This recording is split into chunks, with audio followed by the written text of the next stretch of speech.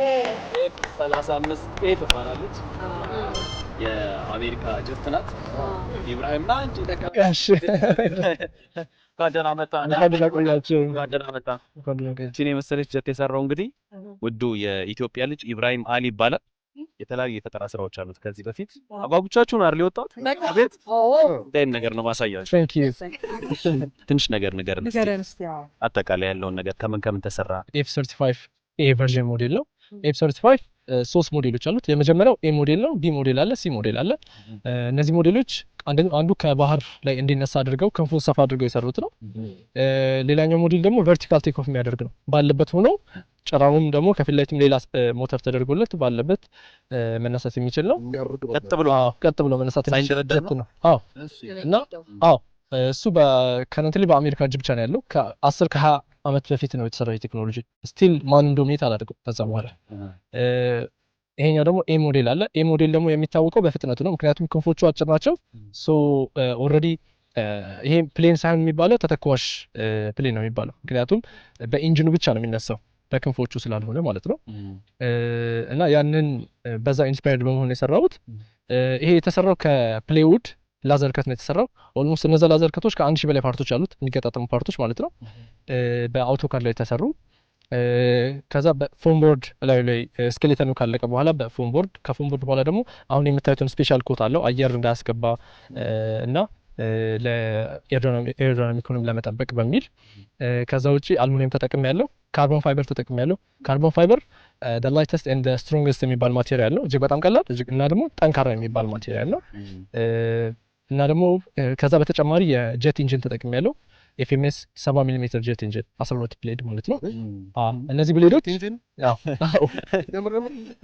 አዎ 12 ብሌድ ኤሌክትሪክ ጀት ኢንጂን አለው ሁለት ኢንጀክትድ ፎን አሉት ለምሳሌ ትልቁን ፕሌኖች አታችሁ ከሆነ ውስጡ ላይ ብሌዶች አሉት እንደዚህ እና ይሄ 12 ብሌድ አለው እያንዳንዱ እነዚህ ሞተሮች እጅግ በጣም ፈጣን ናቸው ኦልሞስት ወደ 47000 RPM ፍጥነት አላቸው 47000 RPM ማለት ለኛ በሚገባው ቋንቋ ልክ ብሊንክ ስናደርግ ከ270 በላይ ሮቴት ያደርጋል እኛ ጀስት ብሊንክ በመናደርግበት ሰዓት አንድ ብሊንክ ስናደርግ እሱ ጨፍነን ስንገልጥ በአይን ብልጭታ 270 RPM ይኖራል ማለት ነው ሮቴሽን ምክንያቱም ለጀት እጅግ በጣም ፈጣን የሆነ ሞተር ስለሚያስፈልገው ኢብራሂም ተማሪ ነው አይደል አዎ የት ነው የምትማረው ኦኬ ቱርክ ነው የምማረው ሳምሱን የሚባል በቱርክ እንደዚህ ራንዌይ ያላቸው ሁለት ከተማ ብቻ ነው ያሉት ሶፍትዌር ኢንጂነሪንግ ነው የምማረው እዛ ይልከው እዚሁ በመሰራቸው የፈጠራ ስራዎች ምክንያት ታይታ ነው የሄድኩበት አጋጣሚ እንደው በጣም ደስ የሚለው የዛሬ 4 አመት አካባቢ ባይራክታር ቲቪቱን አይቼ ነበር ባይራክታር ቲቪቱ ሰልቹክ ባይራክታር የሰራት ሞዴል ናት ሶ ያቺ ሞዴል ካየው በኋላ እሷን ሰራሁት ሶ እነሱም ደግሞ ኦሬዲ ባይራክታር ቲቪቱ አላቸው ሶ ሪል የሆነ ባይራክታር ቲቪቱ እኔ እሱን ስኬል ዳውን አድርጌ ሰርቻለሁ እና እዛ ሂጄ እንድሳተፍ ነው እድሉ የተመቻቸልኝ ደግሞአችን ዛሬ በጣም ነው ስታጓጓን የነበረው በተለይ አጭር በሰማይ ይሄ ሁሉ ነገር እዚሁ ነው የተሰራው እዚሁ ነው የተሰራው ሁሉ ነገር ከዚህ ነው ያገኘው ላይክ ሎካል የሆኑ ፓርቶች አሉት ነገር ግን እዛ መስራት ይችላል ነበር እጅግ በጣም ቀላል ነው እንደውም እዛ መስራቱ ምክንያቱም ኦርደር የምናደርገው ነገር በ3 ቀን በ2 ቀን በራችን ድረስ ይመጣል እዚህ አሁን መስራት የፈለኩበት ምክንያት አሁን እዛ በተመቻቸ ሁኔታ ውስጥ ብንሰራም የሰው ሀገር ማሳደግ ነው የሚሆንብን በ2005 ኤግዛክትሊ ሰልቹክ ባይራክታር ማን ነው አሁን ቱርክ የዓለማችን 60% የድሮን ኤክስፖርት ቱርክ ናት የምትቆጣጠረው እና ከዛ ውስጥ ደግሞ 65% የሚሆነው ደግሞ ባይካር የሚባለው የሰልቹክ ባይራክታር ካምፓኒ ነው የሚቆጣጠረው እና ሰልቹክ ባይራክታር 2005 ተማሪ ነበር የዩኒቨርሲቲ ተማሪ ኦሬዲ እኔም አሁን የዩኒቨርሲቲ ተማሪ ነኝ እና ኢቭን ከዚህ ያነሰ ሞዴል ሰርቶ ነው ያሳያቸው ሶ አሁን እዚህ የተፈጠረው ላይክ ሰዎችን ሰብስቦ እያሳያቸው ነበርና ይሄ ስራ ሰፖርት ካገኘ አስፈላጊውን አቴንሽን ካገኘ በ5 አመታት ውስጥ ቱርክ የራሷን የሆነ ዩኤቪ ሴክተር ላይ የራሷን የሆነ ፕሌን ማምረት ትችላለች ብሎ ነበር በዛ ጊዜ ፕሮሚስ የሰጠውና ከዛ በኋላ እሱ ትምህርቱን ቀጠለ እና አሁን እንዳልኳችሁ ከረንትሊ እጅግ በጣም ሰክሰስፉል ሆነ ኦን የሚያደርገው ካምፓኒውን ባይከር ካምፓኒ ራሱ ኦን የሚያደርገው እሱ ነው እና አሁን የኔ ቪዥንም እሱ ነው ላይክ የፈለገ ቻሌንጂንግ ቢሆንም ከትንሹ ጀምሮ ይሄንን ስኬል አፕ እያደረጉ ኢትዮጵያ ውስጥ መስራት ይቻላል እና ፎር ሹር አመታት ይፈጃሉ 10 አመት 20 አመት ሊፈጅ ይችላል ሜቢ በኔድ የማያልቅ ነገር ሊሆን ይችላል ግን እንደዚህ አይነት ቴክኖሎጂዎች ኢትዮጵያ ውስጥ መጀመሩ ትልቅ ነገር ነው እና እንደሚሳካ ደግሞ አልጠራጠርም። ለምን ወርክ የጦር አውሮፕላኖች ላይ ከዚህ በፊት ወደ ቱርክ መውጣት በፊት 6 ድሮኖችን ሰርቼ ነበር እና የአንበጣ መንጋ በተከሰተበት ሰዓት እንደ ኮፓይለት ሆኜ ሄጄ ለማገልገል ኢቨን የራሴን ራሱ ፕሮቶታይፕ ነበረኝ አየር ላይ ሆኖ የኬሚካል ርጭት ማድረግ የሚችል የሰራኋቸው ድሮኖች ማለት ነው። ፊክስድ ዊንግ ሰርቼ አብሬያለሁ። ፊክስድ ዊንግ ማለት አሁን ከዚህ ክንፉ ሰፋ ያለ ፕሌን ሰርቼ አብሬያለሁ። አሁን እነዛን ኤክስፔሪንሶችን ተጠቅሜ ሞር ሲሪየስ የሆነ ነገር መስራት ስለፈለግኩ ነው አሁን ወደዚህ የመጣሁት። ምክንያቱም አሁን ከዚህ በፊት ከ200 ዓመታት በፊት አሁን አባቶቻችን ላይ ኢትዮጵያ እንዳትደፈር አድርገው ብቸኛ የአፍሪካ ሀገር አድርገው ነው ያስቀሯት እና አሁን ደግሞ የኛ ኃላፊነት የሚሆነው ደግሞ እንደነሱ ደንባ እንዋጋም ኤግዛክትሊ በቴክኖሎጂው እንዳትደፈር ማድረግ በምድሩን በሰማይ ዶሚኔት ማድረግ የኛ ኃላፊነት ነው።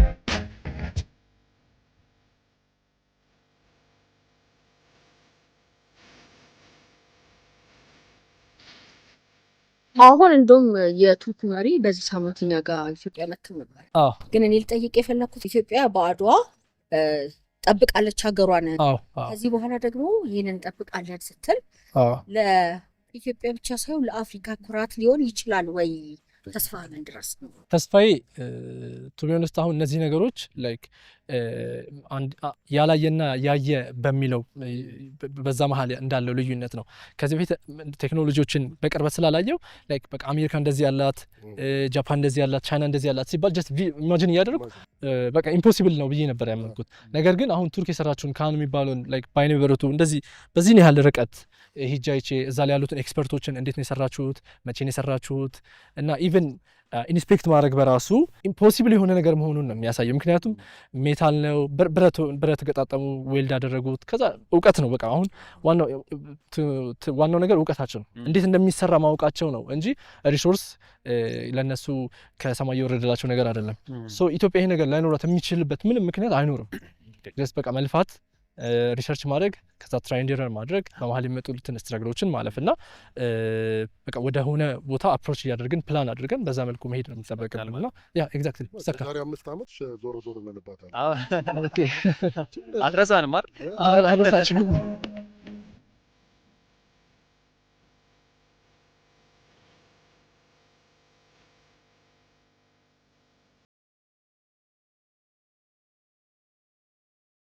አንደኛ ክፍል ሆነ ነበረ ዲናሞ በአንድ ብር የገዛ እንትን ስትል የነበረው እና እንዴት ነው ፋሚሊ ሰፖርት ያደርጋል በደንብ? ፋሚሊ ሲሪየስ ነበር መጀመሪያ አካባቢ፣ ምክንያቱም አሁን ትምህርት ላይ ብቻ ፎከስ እንዳደርግ ነበር። ስለምታበላሽም ነው ሬዲዮ ምናምን ቤት ያልፈታኋቸው እቃዎች የሉም ወደኋላ ቦታ ከመጣንበት እንጂ ግን እነሱ ሳያውቁ ነው ዘመድ ጥየቃ ምናምን ሲወጡ ነው የፈትቼ የሚጠብቃቸው እንደነበረ ገጥ የሚጠብቃቸዋለሁ እና በኋላ ላይ ግን እናቴ የምትፈልገውን ነገር እየሰራሁ አባቴ የሚፈልገውን ነገር እየሰራሁ ላይክ ለምሳሌ እናቴ የቲማቲም መፍጫ ሰራላት ነበር። ስለዚህ በቃ ይሄ የመጀመሪያ እንትን የሰራሁት ሁለተኛ ክፍል እያለሁ ነው። አንደኛ ክፍል ሁለተኛ ክፍል እያለሁ ነው። ለእናቴ መፍጫ ምናምን ምሳሌ የነበረው ደግሞ 6ኛ ክፍል 7ኛ ክፍል እያለሁ። ምን ነበር የመጀመሪያ ፈጠራ? የመጀመሪያ ፈጠራ ላይ ከከፍተኛ ቦታ ወደ ዝቅተኛ ቦታ የሚንደረደር በካርቶን የሰራሁት ቅርጽ ሄሊኮፕተር ሆኖ ጀስት አይነሳም፣ ጀስት ብሎ ቫይብሬት ያደርጋል በዲናሞ። ሁለተኛ ክፍል ሆነ። በዲናሞ ሰማይ ላይ ያለ ነገር ነው። ተብራር ነው። ትክክል ነው። ኤሌመንታሪ ላይ ያልክ ራሱ እንትን ሰርተህ ነበር አይደለ? በዲጂታል የሚከፈት በር በፓስፖርት ዲቪዲ ነበረ እና ቤታችን አዲስ ዲቪዲ ተገዝቶ ነበር እና እሱን ፈትቼው ነበር እና ውስጡ ስላይድ የሚያደርግ ነገር ሳይ እና ደግሞ ትልቅ አሁን ቤቶች አይታችሁ ከሆነ ደግሞ ዘመናዊ ቤቶች ስላይድ የሚያደርግ በር ነው ያላቸው። ስለዚህ በቃ እኔ ይሄን ነገር ተጠቅሜ ምን መስራት እችላለሁ ብዬ ሳስብ በቃ ስላይድ የሚያደርገው እነዚህ ሁለቱን አገጣጣሚ ነው ሞር ሴኪዩር ነው በቃ በር መስራት እችላለሁ። በፓስወርድም በካርድም የሚከፈት በፓስወርድም በካርድም የሚከፈት ማለት ነው። 8ኛ ክፍል ትልቅ ነገር ስላይድ የሚያደርግ በፓስወርድ በካርድ የሚከፈት በር አይ ቲንክ 8ኛ ክፍል እያለሁ ያየሁም አይመስለኝም። አይ የሚገርም ነው። ወደ 6 ድሮኖችን ሰርተሃል። እንደገና ደግሞ 2 ፕሌኖችን አይደለ? ፕሌኖቹ የተሳካ በረራ ነው ያደረጉት። ይሄኛው ደግሞ ሙከራ ላይ ነው ያለውና ከነዛኞቹ ምንድን ነው የሚለየው ልዩ የሚያደርገው ነገር? ማየት ይቻላል እንዴ? ይቻላል። ኦኬ። በፍጥነት ከነዛኞቹ ይለያል። ለምሳሌ ይሄ ዊንጉን አይታችሁ ከሆነ እጅግ በጣም አጭር ዊንግ ነው ያለው። ፊክስድ ዊንግ ቢሆን ኖሮ ግን ዊንጉ አትሊስት እስከ ድረስ የመምጣት ቻንስ አለው። ስለዚህ አየር ላይ ግላይድ ያደርጋል፣ ፍጥነት አይኖረውም። ነገር ግን ለምሳሌ አሁን ኮሜርሻል ፕሌኖች ዊንጋቸው የሚረዝመው በዛ ምክንያት ነው። ለተጠቃሚ አሁን እጅግ በጣም በዛ ፍጥነት መሄድ ስለማይቻል፣ ምክንያቱም አሁን እንደዚህ አይነት ፕሌኖች ስፒዳቸው የሚለካው በማክ ነው። ማክ ማለት የድምጽ ፍጥነት ማለት ነው። ስለዚህ የሰው ልጅ በድምጽ ፍጥነት ኖርማል ያልሰለጠኑ ሰዎችን ይዞ መሄድ ስለማይችልም፣ ስለዚህ ልዩነታቸው ፍጥነት ነው የመጀመሪያው። ሁለተኛው ደግሞ አውቶኖመስ ነው። ለምሳሌ አሁን እዚህ ጋር ጂፒኤስ አለው። ይሄ ጂፒኤስ በአንድ ጊዜ እስከ 32 ሳተላይቶች ድረስ ኮኔክት ማድረግ ይችላል። ስለዚህ ያ የሚጠቅመው ደግሞ ያለበትን ቦታ ኤግዛክት ፖዚሽኑን ለማወቅ ይጠቀሙበታል። ውስጥ አሁን ኮምፒውተር አለው። ለምሳሌ ይሄን ብንፈታው እዚህ ጋር አሁን ኮምፒውተር አለው። V5 የሚባል V5 ፕላስ የሚባል ኮምፒውተር አለው። ስለዚህ ይህን ኮምፒውተር ሳይጠቀም ማኑዋል ከሆነ ጀስት ሙሉ ኮንትሮል በእኔ ነው የሚሆነው ማለት ነው። ኮምፒውተሩ ራሱን እንደሌለ ይቆጥራል። ማኑዋል የሚባለው ያ ነው። ማኑዋል የምንጠቀመው የቦዲው ስትራክቸር ያለ ኮምፒውተር እገዛ ሰርቫይቭ ማድረግ ይችላል የሚለውን ቴስት ለማድረግ እንጠቀምበታለን ማኑዋል ሞድ ላይ ማለት ነው። ለማብረር ሁልጊዜ ለማብረር ደግሞ ስታቢላይዝ የሚባል ሞድ አለ። ስታቢላይዝ ሞድ ላይ ለምሳሌ አሁን አርም አድርገን ራሱ አየር ላይ ያለ ንፋስ ከግራ ቢመታው እሱ ወደ ተቃራኒ ግፊት እየሰጠ ባላንስ እንዲያደርግ ያደርገዋል ማለት ነው። ድንች ስትርገበገበ ይቻሉ ነገር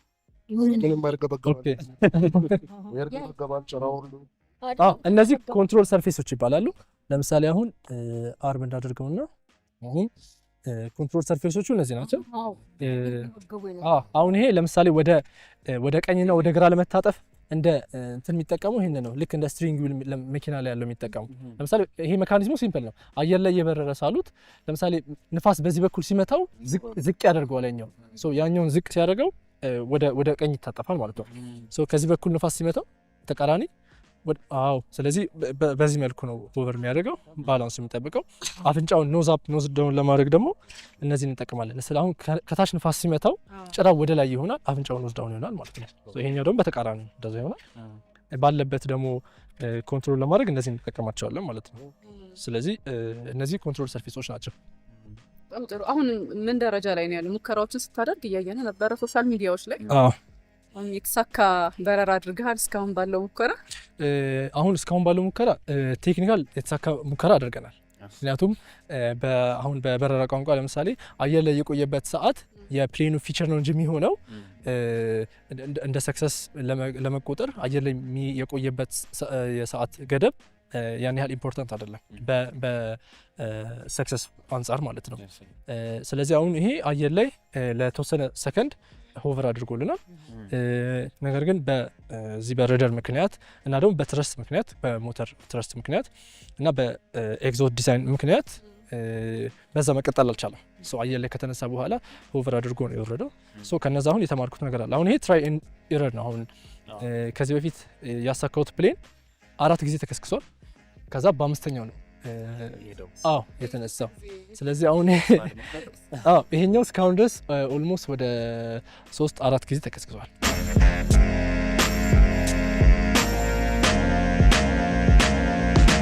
ነገሩ ተሳክቷል ማለት ነው። ትክክል ነው። አየር ላይ ተነስቷል ማለት። ስለዚህ የሆነች የተወሰነ ጥቃቅን የሆኑ ቴክኒካል የሆኑ ነገሮች ተካከሉ ኑሮ ባየ። ትክክል ነው። ምክንያቱም አሁን የዛሬ 4 ዓመት 5 ዓመት ገደማ የሰራሁት ድሮን አለና ያ ድሮን ከመሳካቱ በፊት 20 ጊዜ ተከስክሷል። ተስፋ ቆርጥም ማለት አሁን በጣም እንደዚህ አይነት ቦታ ላይ እጅግ በጣም የሆነ ነገር ሳይሳካ የመተው የሚባል እጅግ በጣም እንደዚህ አይነት ቦታ ላይ እልህ ያስይዘኛል። እና እኔ ጥያቄ የፈጠረብኝ ግን ቪዲዮዎች እያየው ነበረ። ዛሬም አልተሳካም፣ የተወሰነ ተነስቶ ወደቀ ስትል አወዳደቁ ያስፈራል። ለነገር ከን ደግሞ እቃዎቹ ውድ ይመስሉኛል በጣም እዚህ ውስጥ። ትክክል ነው። ወጪው እንዴት ነው መልሰህ ስትሰራቸው? እንደ አዲስ ነው? ለምሳሌ አሁን እግሩ ሲሰበር ለምሳሌ 3D ፕሪንት ይባላል። ለምሳሌ አሁን የኛውን ከፍ አድርገን ብናየው ይሄ ዲዛይን እንዲደረግና ኮምፒውተር ላይ ልክ እኛ ወረቀት ላይ ፕሪንት እንደምናደርገው ነው ፕሪንት የሚደረገው።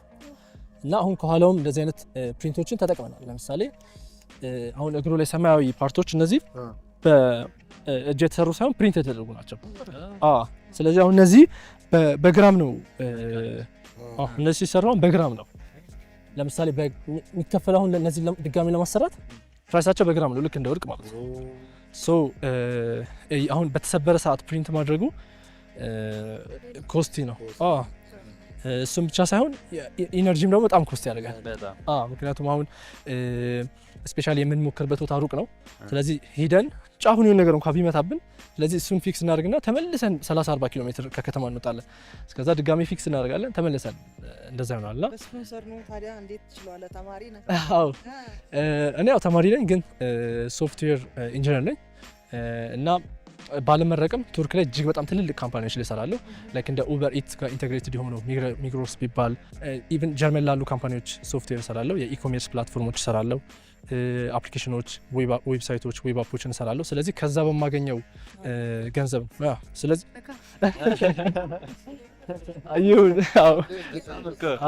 አንድ ሜትር አካባቢ ነው የተነሳው በሙከራው። ለመነሳት ግን በጣም መንደርደር ይፈልጋል መሰለኝ። እኛ ግቢ ውስጥ አስቸጋሪ መሰለኝ። ስለዚህ ስፒዱን ቀነስ አድርገን በሱ ማየት እንችላለን። ኦኬ ይቻላል።